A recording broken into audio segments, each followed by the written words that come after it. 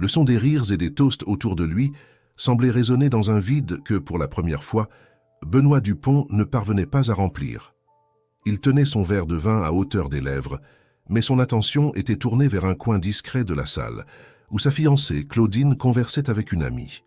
Benoît ignorait initialement le sujet, jusqu'à ce que ses paroles le frappent avec un poids inattendu. « Hannes, la solution parfaite pour sauver notre famille », murmurait Claudine avec un sourire calculé, et avec un peu de chance, je supporterai cette vie jusqu'à ce que quelque chose de mieux apparaisse.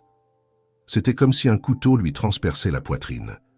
Benoît tenta de dissimuler sa surprise, mais son estomac se retournait, et une sensation aigre-douce montait dans sa gorge. Ce n'était pas seulement une autre déception causée par des personnes intéressées. C'était la constatation que toute sa vie n'était qu'un amas d'apparences et de convenances, qu'il avait jusqu'alors ignoré par commodité. Maintenant, cependant, il ressentait le poids du vide qui l'entourait et l'amertume d'une vie construite pour attirer la fausseté. Avec un mouvement lent, il posa le verre sur le comptoir et quitta la salle sans regarder en arrière. Personne ne le retint, personne ne s'en aperçut. Dehors, Benoît erra sans but dans les rues de Paris, ignorant le froid et l'obscurité, perdu dans un labyrinthe qu'il s'était lui-même créé. Il se voyait comme un prisonnier d'un monde où la valeur d'une personne était calculée par le solde bancaire et le prestige. En marchant, les années de sourires forcés et d'amis intéressés pesaient sur ses épaules, comme si chacun d'eux laissait une cicatrice invisible. Le matin suivant, en se réveillant dans un hôtel simple et anonyme, Benoît sut qu'il ne pouvait pas continuer à vivre cette farce. Il devait sortir de ce cercle vicieux. Avec un plan audacieux, il décida de disparaître de sa propre vie, de tout laisser derrière lui et de trouver un endroit où il pourrait vivre sans la pression d'être le millionnaire Dupont. Sans donner aucun avertissement, il emporta seulement quelques pièces et partit en direction de l'intérieur, loin de la métropole et des regards qui le reconnaissaient. Son arrivée dans une petite ville où personne ne connaissait son nom fut un soulagement. Il se retrouva devant une maison modeste, vieillie, avec un petit panneau à louer sur la façade. Il frappa à la porte et fut accueilli par une dame aux yeux fatigués mais chaleureux. Elle se présenta comme Madame Céleste et l'invita à entrer. La simplicité de la maison de Madame Céleste fut un choc pour Benoît. La table de la cuisine avait une nappe brodée à la main, pleine de marques du temps. Des photographies anciennes, accrochées au mur, racontaient des histoires d'un passé simple et sincère, et l'arôme de thé et de pain frais lui procurait une sensation inattendue de paix. Madame Céleste l'observait avec sérénité pendant qu'il étudiait les lieux, comme si elle savait que cet homme portait un secret qu'il préférait garder. « Le loyer concerne le garage », expliqua-t-elle. « C'est simple, mais il y a tout ce qu'il faut pour une vie tranquille. » Benoît accepta l'offre. À une autre époque, il n'envisagerait jamais de vivre dans un tel espace, mais maintenant, l'idée de vivre sans les luxes d'avant le réconfortait. Cette nuit-là, en se couchant sur un matelas rustique entouré de murs nus, il ressentit quelque chose qu'il n'avait pas éprouvé depuis longtemps. La paix. L'agitation qu'il avait ressentie à Paris semblait lointaine. La froideur du sol était réelle, et le silence l'accueillait d'une manière qu'aucune salle de luxe n'avait réussi à faire. Dans les jours qui suivirent, Benoît commença à s'adapter à la vie simple. Madame Céleste lui offrait une tasse de thé en fin d'après-midi et partageait des histoires de sa jeunesse, de la fois où elle avait perdu son mari et s'était consacrée à élever son petit-fils, Étienne, de ses propres mains. Sa force et sa résilience enchantèrent Benoît. Pour la première fois depuis des années, il écoutait quelqu'un sans filtre, sans arrière-pensée, simplement par plaisir de partager la vie. Bientôt, il rencontra Étienne, un jeune travailleur qui, malgré des difficultés financières pour poursuivre ses études, portait une détermination que Benoît n'avait jamais rencontrée dans les cercles qu'il fréquentait à Paris. Benoît commença à l'observer, intrigué par la manière honnête et intense avec laquelle Étienne abordait la vie. Il ressentait, dans son regard, une force qu'il semblait lui-même avoir perdue au fil des ans. Peu à peu, Benoît s'attacha à la routine de cette famille. Il aidait Madame Céleste avec de petites tâches, comme porter des sacs de bois ou nettoyer l'entrée de la maison. À chaque tâche, il se sentait utile d'une manière nouvelle et gratifiante, et à chaque histoire partagée par Madame Céleste, il voyait davantage de richesse que n'importe quel argent ne pourrait acheter. Un jour, après avoir aidé la dame avec le bois, elle lui offrit une tranche de tarte aux pommes. Cela peut sembler simple, mais je l'ai faite avec tout mon cœur, dit-elle en souriant. Benoît accepta le plat et, en goûtant le dessert, il réalisa que la saveur et la compagnie de cette famille comblèrent le vide qui le consumait depuis si longtemps. Alors qu'il s'asseyait là, observant Madame Céleste et Étienne, Benoît sentait qu'il trouvait enfin quelque chose que sa fortune ne lui avait jamais apporté. Benoît se réveilla ce matin-là au son des rires et des voix animées venant de l'extérieur du garage. En ouvrant la porte, il vit Étienne à genoux dans la cour, entouré de 2 enfants qui portaient des sacs pleins de légumes et de fruits, aidant à décharger ce qu'ils avaient apporté. « Bonjour Benoît », salua Étienne avec le sourire qui semblait illuminer son visage. « Ce sont mes cousins. Ils viennent une fois par mois apporter des choses de la ferme. » Les garçons riaient, sautant autour d'Étienne avec familiarité et liberté, tandis qu'il tentait d'organiser le petit désordre. La scène était d'une simplicité presque touchante pour Benoît, qui resta immobile un instant, observant cette routine si naturelle et pleine d'affection. C'était comme si la chaleur de cette union pouvait dissiper les ombres qu'il portait. En percevant sa présence, les enfants le saluèrent, et Benoît répondit avec un léger sourire et un signe de la tête, tentant de dissimuler l'inconfort qu'il ressentait d'être inclus dans l'intimité de cette famille. L'énergie qui vibrait dans l'air contrastait tellement avec la vie vide qu'il avait menée qu'il semblait observer une réalité complètement nouvelle. Madame Céleste apparut à la porte, appelant tout le monde pour le déjeuner d'une voix ferme et affectueuse. La famille se réunit autour de la table de la cuisine, serrée sur des chaises et des bancs, mais souriant et échangeant des regards complices. Pour Benoît, c'était une sensation inhabituelle et presque déconcertante, mais il se sentait bien là, faisant partie de quelque chose qu'il ne comprenait pas encore complètement. Pendant qu'il mangeait, Madame Céleste partageait des histoires de sa jeunesse, de l'éducation des enfants et des petits-enfants, et tout le monde l'écoutait attentivement, riant des petites aventures qu'elle racontait. Benoît, en écoutant chaque mot, réalisa que ce étaient des souvenirs réels, pleins de sacrifices et d'amour. La nourriture était simple, mais le goût était authentique, différent de tout ce qu'il avait goûté auparavant. Il observait Madame Céleste servant tout le monde avec soin, et en lui offrant une tranche de pain fait maison, elle sourit en voyant le regard surpris qu'il lui lança. « Tu aimes, n'est-ce pas ?» demanda-t-elle avec un clin d'œil. « Ici, nous n'avons pas de luxe, mais nous mettons notre cœur dans chaque morceau. » Il acquiesça, avalant difficilement. « C'est le meilleur repas que j'ai eu depuis longtemps. » La réponse fut accueillie par des rires, et Benoît rit avec eux, ressentant une légèreté qu'il n'avait pas éprouvée depuis longtemps. Il se permettait enfin de se détendre, de s'ouvrir à ce monde autour de lui, comme si, pour la première fois, il appartenait à quelque chose sans avoir à cacher qui il était. Après le déjeuner, Étienne proposa de lui faire visiter la ville. Ils marchèrent dans les rues étroites, et Benoît ressentit chaque pas comme un chemin de découverte. Étienne racontait des histoires de son travail, des difficultés pour maintenir ses études et des obstacles qu'il affrontait. La vie était dure et les ressources toujours rares, mais il ne montrait aucun ressentiment. Le jeune homme parlait avec une détermination silencieuse, quelque chose que Benoît n'avait jamais rencontré chez les personnes de son entourage passé. « Et toi, Benoît ?» demanda Étienne avec un regard curieux. « Qu'est-ce qui t'a amené ici ?» Pendant un instant, Benoît se sentit tenté de dire la vérité. Il voulait dire qu'il était là pour fuir une vie de fausseté, une existence entourée de personnes qui ne voyaient que sa fortune et non sa vraie valeur. Mais quelque chose le retint, peut-être la peur de perdre la confiance qu'il commençait à gagner. À la place, il regarda l'horizon, choisissant soigneusement ses mots. « Parfois, on en a assez de tout et on veut juste disparaître, » répondit-il, la voix basse et presque introspective. « Ici, ça semble être un endroit où on peut recommencer. » Étienne acquiesça avec un regard compréhensif. « Je comprends. Tout le monde mérite de trouver un endroit où se sentir en paix. » Les deux continuèrent en silence pendant quelques minutes, chacun perdu dans ses propres pensées, jusqu'à ce qu'ils retournent à la maison de Madame Céleste. À l'entrée, la vieille dame les attendait avec une lettre à la main. Elle remit l'enveloppe à Étienne, qui l'ouvrit rapidement, tandis que son visage passait de curieux à tendu. Les lignes de préoccupation se dessinaient sur son front, et il rangea le papier dans sa poche sans rien dire. Benoît remarqua le changement chez Étienne. Ses paroles devinrent plus courtes, et le sourire, toujours présent, semblait s'être éteint. Le dîner fut silencieux, Et bien que Madame Céleste tentât de l'encourager, le petit-fils restait retiré, perdu dans ses pensées.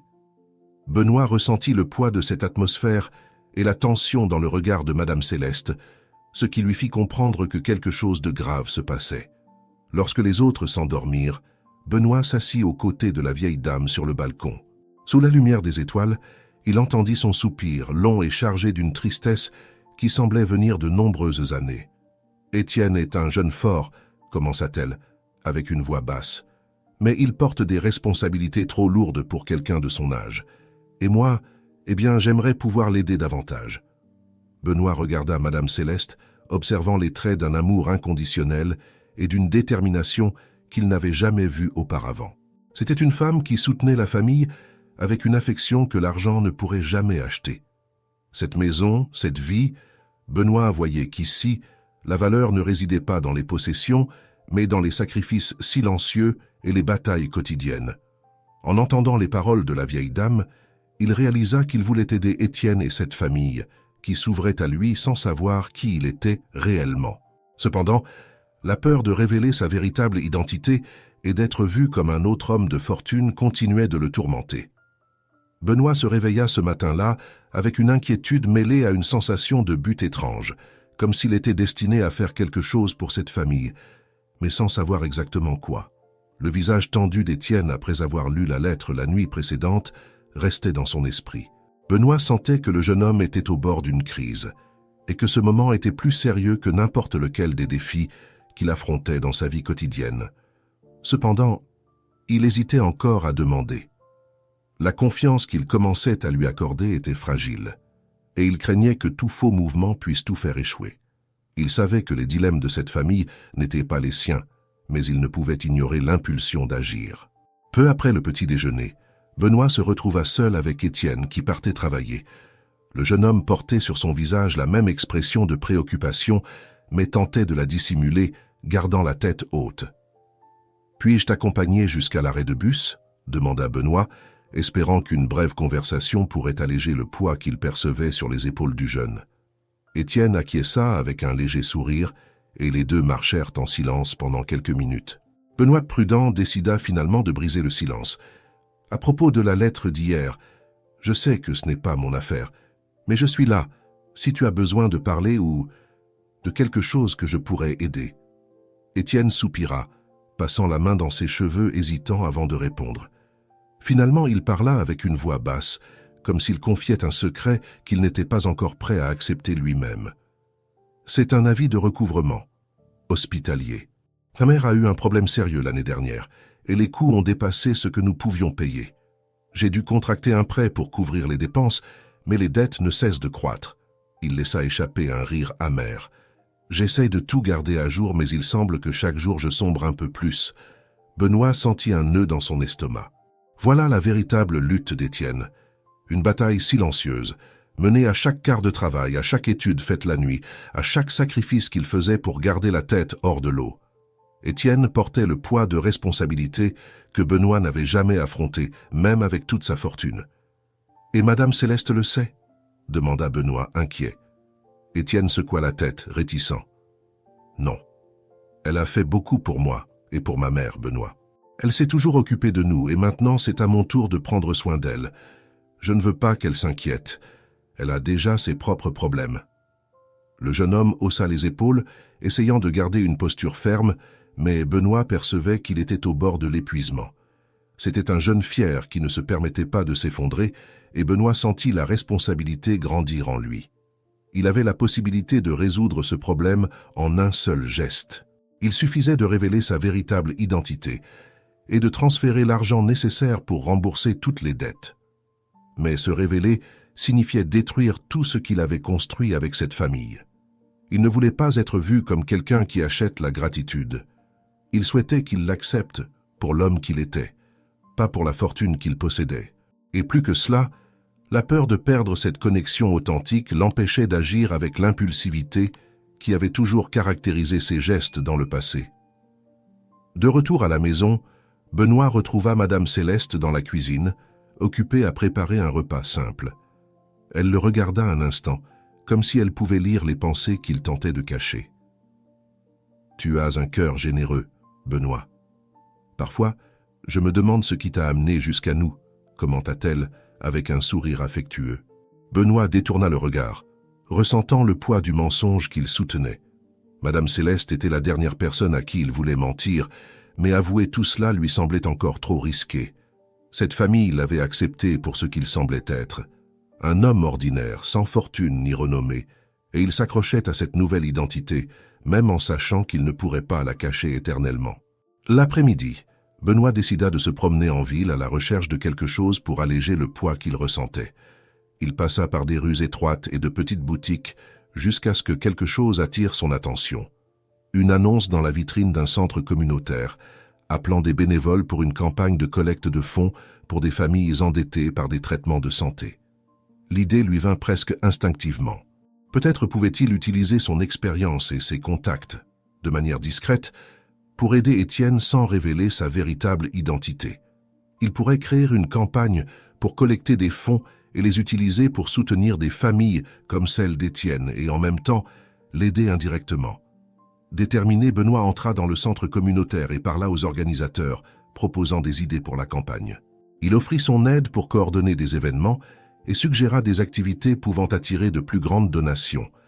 Les organisateurs furent impressionnés par son enthousiasme et, sans le savoir, Benoît s'impliqua dans quelque chose qui le faisait se sentir utile, motivé, comme s'il consacrait enfin son énergie à quelque chose qui importait vraiment.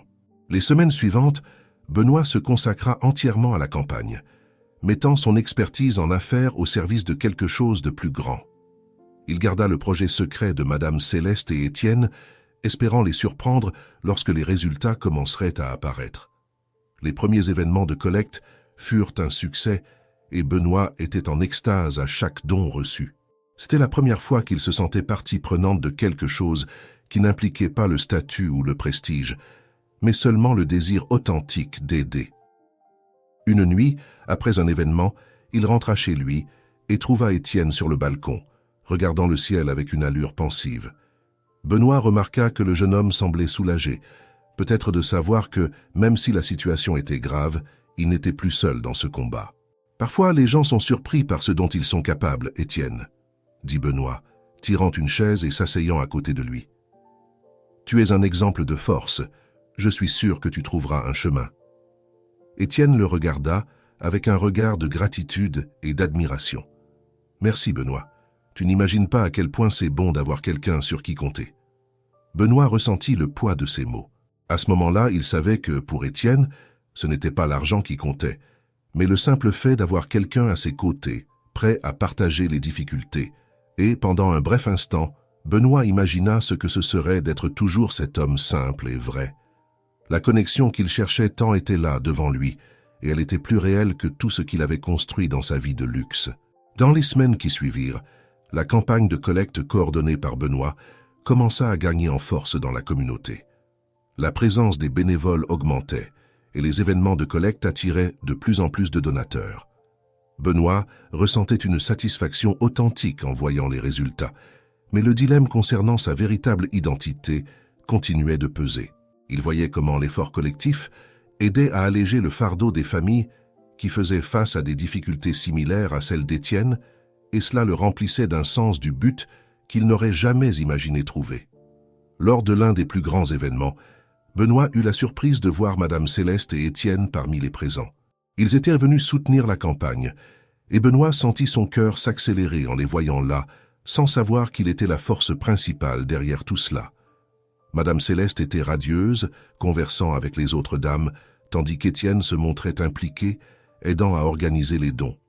Benoît les observait de loin, absorbant leur joie sincère, jusqu'à ce que Madame Céleste le remarque et lui fasse signe. « Benoît, je ne savais pas que tu aidais ici », s'exclama-t-elle en s'approchant souriant. « C'est merveilleux de voir comment les gens de la ville se rassemblent pour se soutenir mutuellement. »« C'est quelque chose que j'ai commencé récemment, » répondit Benoît, gardant un ton décontracté mais sans pouvoir cacher sa légère nervosité.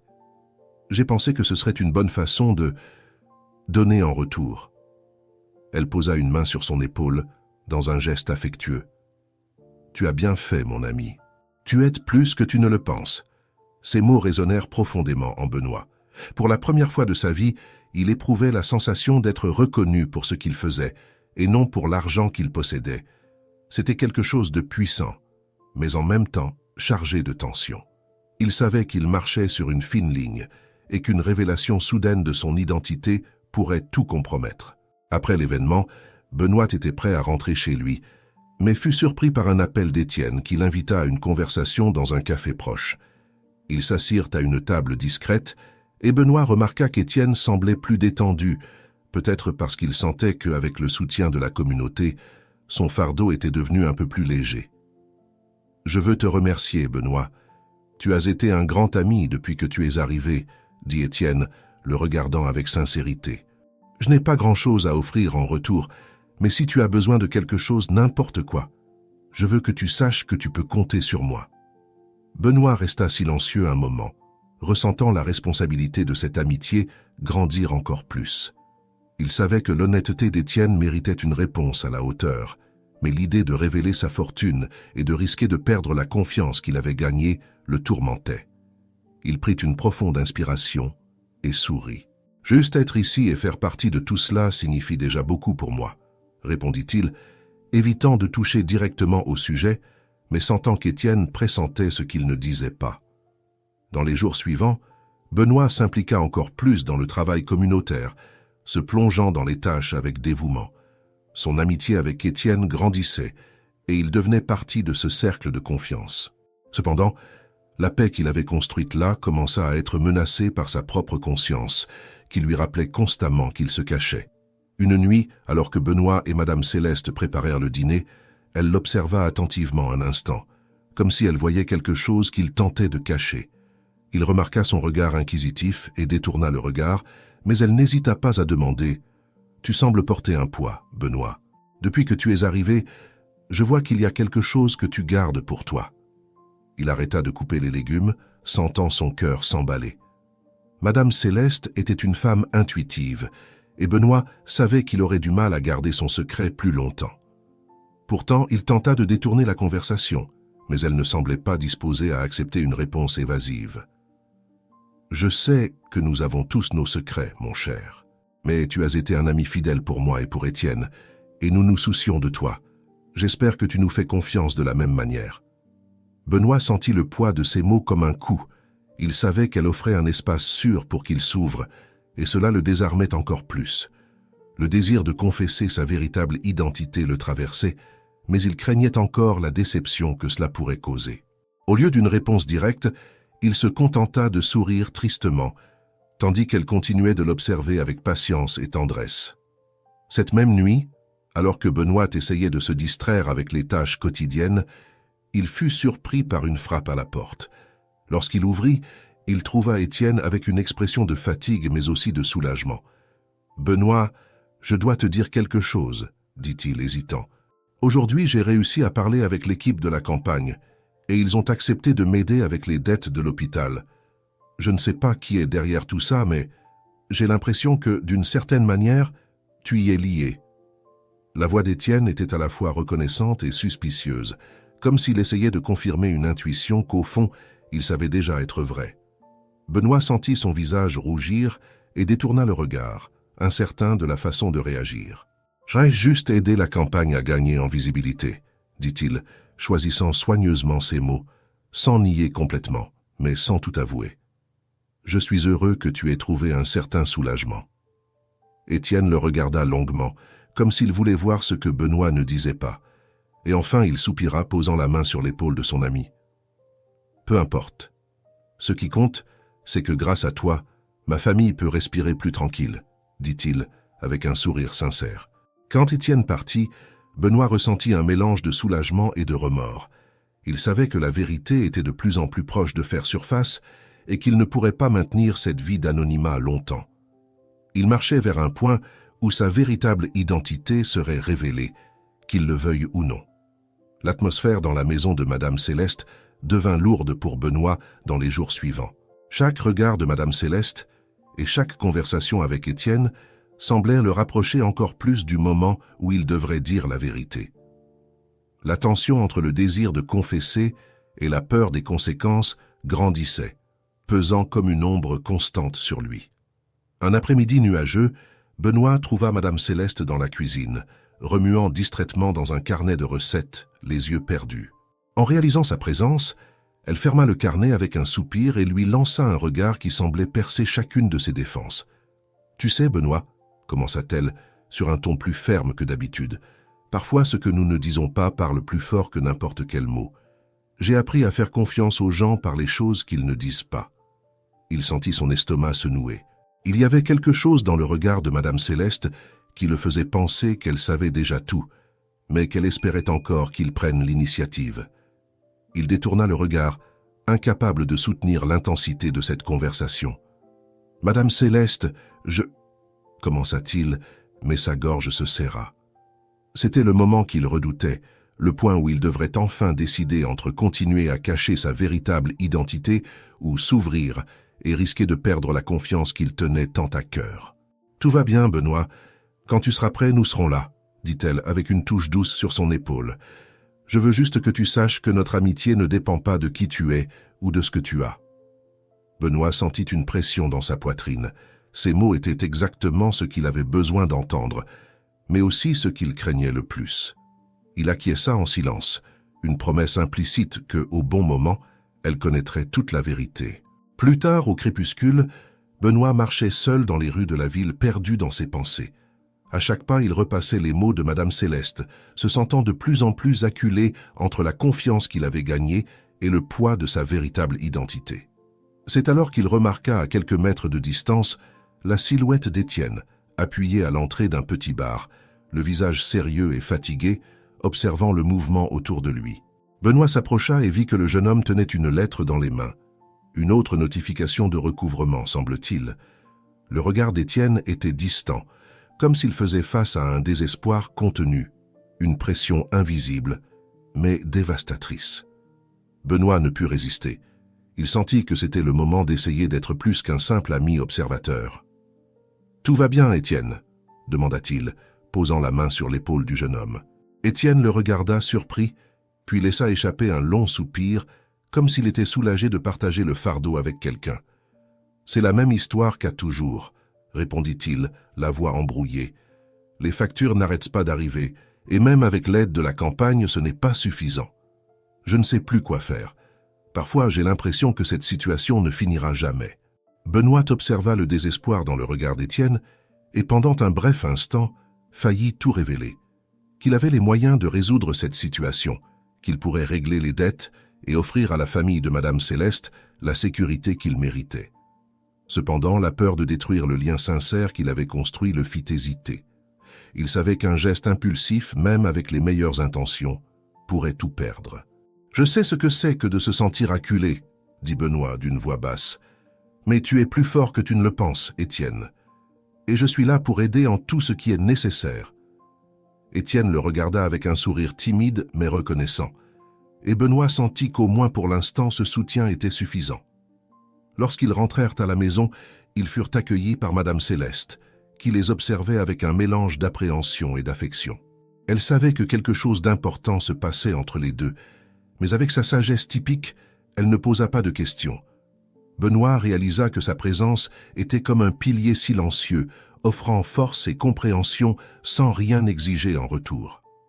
Les jours suivants furent marqués par de petits signes de gratitude d'Étienne, qui, de plus en plus, considérait Benoît non seulement comme un ami, mais comme un frère. Les difficultés continuaient, mais le soutien qu'il ressentait aux côtés de Benoît et de Madame Céleste semblait alléger le poids de chaque obstacle. Jusqu'à ce qu'un matin, tout changea. Benoît aidait Madame Céleste à organiser le petit jardin devant la maison lorsqu'une voiture noire s'arrêta. En descendit un homme grand, bien habillé, avec une expression sérieuse et un regard déterminé. Benoît resta figé en le reconnaissant. C'était Pierre, son avocat, et l'un des rares à connaître sa localisation. Pierre s'approcha d'un pas ferme, et Benoît sentit son visage pâlir. Madame Céleste, percevant la tension, regarda de Benoît vers l'homme, essayant de comprendre ce qui se passait. « Benoît, nous devons parler, » dit Pierre, sur un ton qui ne laissait aucune place à l'objection.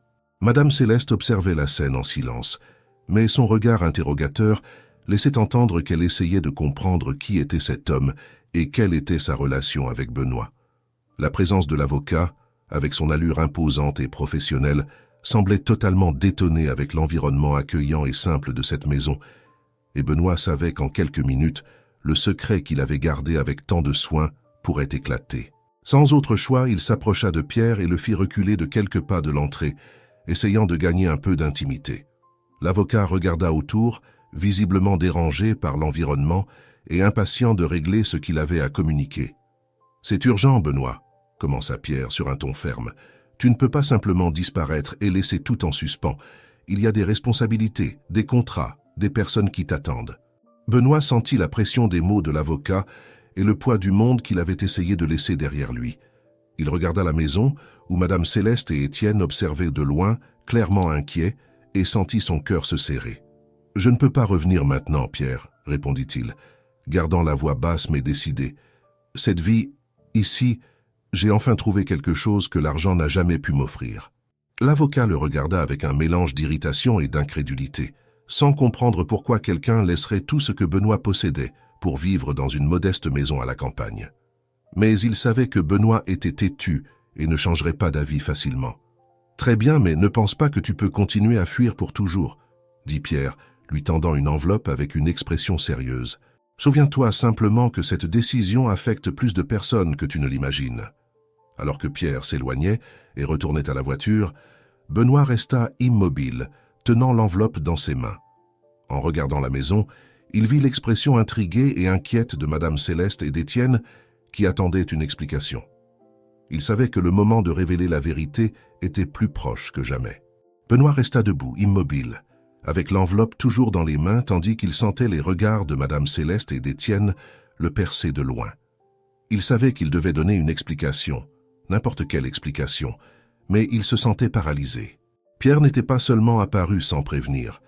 Il avait également laissé un symbole concret de sa vie antérieure dans ses mains, quelque chose qui semblait maintenant crier aux quatre vents que Benoît Dupont n'était pas celui qu'il croyait. Il se retourna, glissant l'enveloppe dans la poche de son manteau et marchant jusqu'à Madame Céleste et Étienne. Chaque pas semblait plus lourd que le précédent, et en s'approchant d'eux, Benoît remarqua l'attente sur le visage de la vieille dame, tandis que le regard d'Étienne était de pure inquiétude. Il essaya d'organiser ses pensées, mais ne parvint pas à trouver une façon d'expliquer la présence de Pierre sans révéler toute la vérité. Cet homme, c'était un ami d'avant. « Je ne l'attendais pas », dit-il, la voix un peu tremblante, et le visage sérieux de Madame Céleste semblait attendre plus, comme si elle savait que cette réponse n'était pas suffisante. Étienne croisa les bras, inclinant la tête avec une expression interrogative. « Ce fameux Pierre, il est important pour toi ?» Il semblait professionnel. Benoît hésita, sentant le poids du mensonge et combien il pourrait détruire ce qu'il avait construit là. Mais avant qu'il puisse répondre, Madame Céleste posa une main sur son bras, lui offrant un sourire tendre mais ferme. « Benoît, tu sais que tu es le bienvenu ici, peu importe ce qui t'a amené jusqu'à nous. Mais la vie a une façon étrange de nous obliger à affronter qui nous sommes vraiment. S'il y a quelque chose que tu dois dire, compte sur moi. » Ces mots, dits de manière si simple, furent plus puissants que tout ce que Benoît aurait pu entendre. Il prit une profonde inspiration, se sentant s'effondrer de l'intérieur, jusqu'à ce qu'il se sente enfin prêt à admettre la vérité. « Madame Céleste, Étienne, je n'ai pas été complètement honnête avec vous. » Il s'arrêta, sentant sa voix faiblir, mais continua, sachant qu'il n'y avait plus de retour en arrière. « Mon nom complet est Benoît Dupont, et j'étais un homme d'affaires de grande fortune à Paris. J'ai passé les dernières années entouré de personnes intéressées qui ne voyaient en moi que la valeur que mon argent représentait. » Les yeux de Madame Céleste restèrent fixés sur les siens, sans surprise, mais remplis de compréhension. Elle prit sa main dans les siennes, comme si elle soutenait non pas un étranger, mais un vieil ami. « Quand j'ai réalisé que ma vie était devenue un jeu vide, j'ai décidé de tout laisser derrière moi. Je suis venu ici, dans ta maison, parce que je devais découvrir ce qui comptait vraiment. Vous m'avez accueilli sans questionner qui j'étais, sans vouloir savoir mon passé. Et c'était la première fois que quelqu'un faisait cela pour moi. » Étienne, cependant, semblait plus bouleversé. Il croisa les bras, détournant le regard, comme s'il essayait de traiter ce qu'il venait d'entendre. « Alors, tout ce temps, tu avais les moyens de résoudre ce que ma grand-mère et moi affrontions, Mais tu as préféré rester silencieux? Étienne, comprends-le, répondit Benoît, la voix embrouillée. Je voulais faire partie de cette vie sans que l'argent ne me définisse. Je devais sentir que vous vous souciâtes de moi pour ce que je suis, et non pour ce que je possède. Mais ce n'a jamais été mon intention de faire semblant ou de vous tromper. Étienne regarda Benoît avec un mélange de frustration et de désillusion, les lèvres serrées, comme s'il choisissait chaque mot avec soin pour ne pas exploser. Je te considérais comme un frère, Benoît. Quand j'ai su que la campagne avait réussi à aider un peu avec nos dettes, j'ai pensé que c'était une victoire pour nous tous. Mais maintenant, savoir que tu aurais pu faire tout ça disparaître en un instant, c'est difficile à accepter. Madame Céleste intervint, posant une main sur l'épaule d'Étienne. Mon fils, parfois les choses sont plus compliquées qu'elles n'en ont l'air. Nous portons tous nos douleurs et les poids que nous voulons cacher aux autres. Benoît se sentit écrasé par l'intensité du moment. Il savait que ses actions avaient, d'une certaine manière, trahi la confiance qu'ils avaient placée en lui, mais il savait aussi que la véritable connexion qu'il cherchait là était basée sur le sacrifice. Il devait expliquer davantage. Je comprends que cela semble égoïste, et peut-être que ça l'a été, mais vous m'avez appris à voir la valeur des choses que mon argent n'aurait jamais pu acheter. Je voulais être sûr que pour la première fois, quelqu'un m'aimait pour ce que je suis, pas pour ce que je peux offrir. Je sais que ce choix a pu être erroné, mais j'avais besoin de me redécouvrir. Étienne ferma les yeux, prenant une profonde respiration, comme s'il essayait d'absorber les paroles de Benoît. Après quelques secondes, le jeune homme se retourna et sortit dans la cour, le silence lourd accompagnant chaque pas. Benoît se prépara au pire, pensant que peut-être le lien qu'ils avaient construit était irrémédiablement compromis. Cependant, Madame Céleste resta à ses côtés, les yeux reflétant un mélange de tristesse et de compassion. Elle comprenait d'une certaine manière ce qui l'avait amené ici et le dilemme qu'il affrontait en restant silencieux.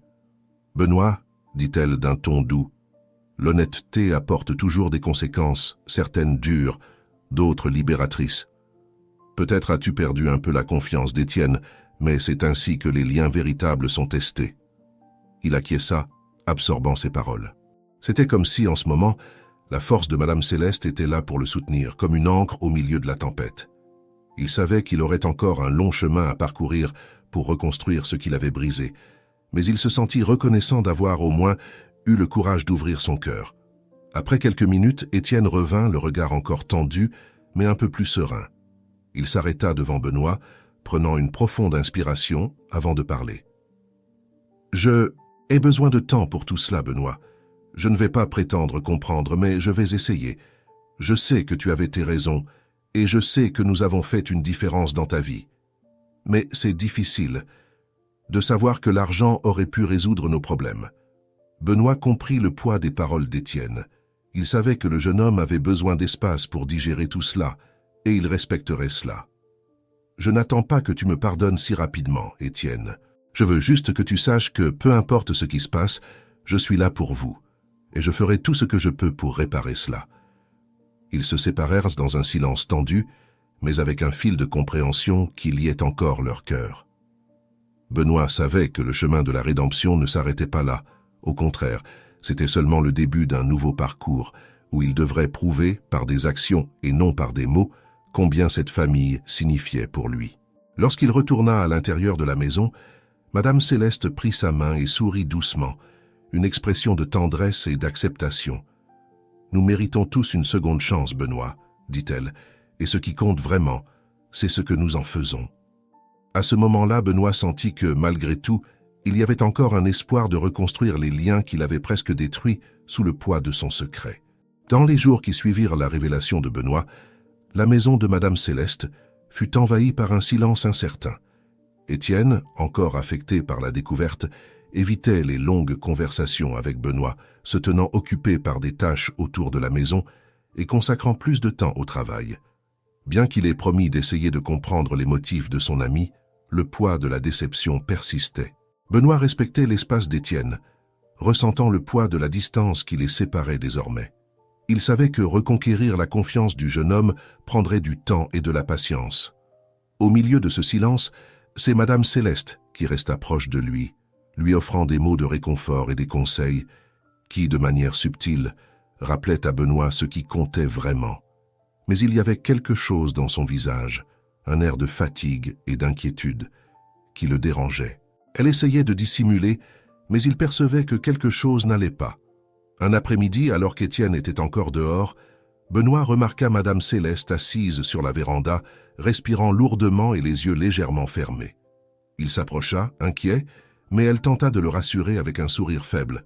« Ne t'inquiète pas, Benoît, juste un peu de fatigue. Ces derniers temps ont été intenses pour nous tous. » Mais Benoît ne se laissa pas convaincre.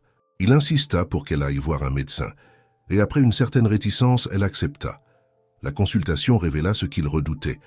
Madame Céleste avait un problème de santé sérieux qui nécessiterait des soins constants et des traitements coûteux.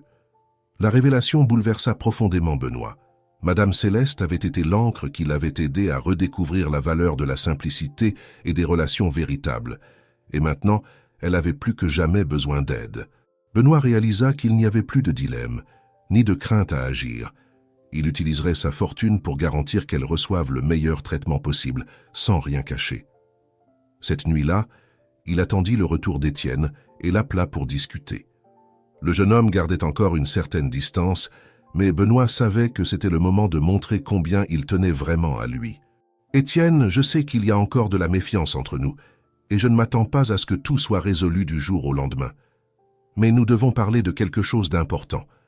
Je suis allé avec ta grand-mère chez le médecin, et les nouvelles ne sont pas bonnes. Elle a besoin de traitement, de soins, et je peux aider. » Étienne regarda Benoît avec le visage pâli, la respiration rapide et les yeux écarquillés. Le poids des paroles de Benoît le frappa avec une force dévastatrice, et il baissa la tête, luttant pour contrôler ses émotions. La mention de la santé de sa grand-mère éveilla quelque chose de plus fort que n'importe quel ressentiment. « Peu importe d'où vient l'argent, » dit Étienne enfin, « je veux juste qu'elle aille bien. » La réponse directe et sincère du jeune homme soulagea Benoît, qui sentit la tension diminuer. En sachant qu'au moins sur cette question, Étienne acceptait son aide sans hésitation. Ils conviennent que Benoît se chargerait des frais du traitement, et le soulagement que cette décision apporta renforça le lien entre eux. Dans les jours suivants, Benoît prit toutes les dispositions nécessaires pour que Madame Céleste commence le traitement approprié. Elle protesta au début, essayant de refuser l'aide, mais Benoît et Étienne la convainquirent que c'était le mieux pour tous. Même en pleine maladie, elle gardait un esprit fort et continuait à donner des conseils et des mots d'encouragement, renforçant l'importance de l'union. Avec le temps, Benoît réalisa que la relation entre lui et Étienne avait changé. Les méfiances s'étaient dissipées, remplacées par une gratitude et une compréhension mutuelle. Étienne commença à voir l'ami non seulement comme l'homme qui avait caché sa fortune, mais comme quelqu'un qui, dans sa quête de sens, avait trouvé un véritable but à leur côté. Un an plus tard, Madame Céleste, déjà rétablie, réunit Benoît et Étienne pour un dîner spécial. La table était décorée de fleurs du jardin et la nourriture, préparée par elle, était simple mais chargée d'affection. Pendant le dîner, Madame Céleste les observait avec un sourire aux lèvres, une lueur de réalisation dans les yeux. « Vous savez, » commença-t-elle, « la vie nous réserve des surprises que nous ne comprenons pas toujours immédiatement. Quand Benoît est arrivé ici, j'ai su, d'une certaine manière, qu'il apportait une histoire lourde, et je savais qu'Étienne aurait aussi besoin de quelqu'un à ses côtés. Aujourd'hui, en vous regardant tous les deux, je vois combien vous avez appris et vous êtes renforcés ensemble. » Benoît et Étienne se regardèrent, émus. Tous deux comprenaient que le chemin qu'ils avaient parcouru à ses côtés les avait transformés de manière irréversible. Après le dîner, Benoît annonça une décision qui mûrissait depuis un certain temps. D'une voix ferme, il dit « J'ai décidé de donner une grande partie de ma fortune. Je vais créer un fonds de soutien pour des causes comme notre campagne. Je veux que l'argent qui m'a un jour apporté autant de solitude et de tristesse serve maintenant à apporter du soulagement à ceux qui en ont vraiment besoin.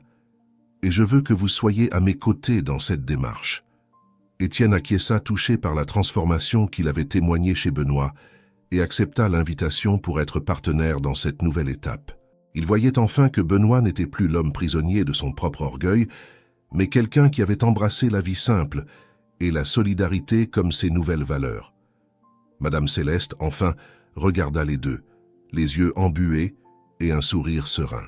« Alors maintenant nous sommes complets, » dit-elle, la voix embrouillée. « Que cette union apporte espoir et changement à beaucoup, c'est ce que j'ai toujours rêvé pour vous. » À cet instant, Benoît sut qu'il avait enfin trouvé sa véritable famille, une famille construite sur la confiance, l'apprentissage et l'amour.